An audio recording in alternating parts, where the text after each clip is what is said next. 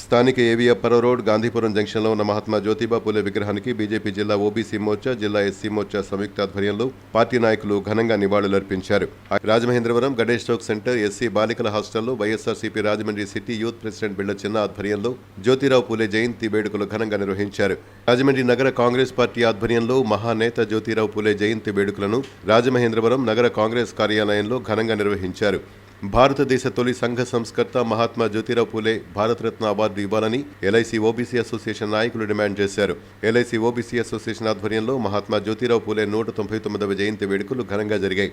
జాగృతి blood bank వద్ద నగర Congress party మహిళా అధ్యక్షురాలు చామర్తి లీలావతి ఆధ్వర్యంలో జాగృతి బ్లడ్ బ్యాంక్ వద్ద గల మహాత్మా జ్యోతిరావు పూలే విగ్రహానికి పూలమాలలు వేసి నివాళులర్పించారు. మహిళలకు విద్య అందినప్పుడే నిజమైన సాధికారికత సాధ్యమవుతుందని, మహిళా విద్యకు తొలి జ్యోతి వెలిగించిన మహనీయుడు మహాత్మా జ్యోతిరావు పూలే అని రాజమహేంద్రవరం సిటీ ఎమ్మెల్యే ఆదిరెడ్డి శ్రీనివాస్ అన్నారు.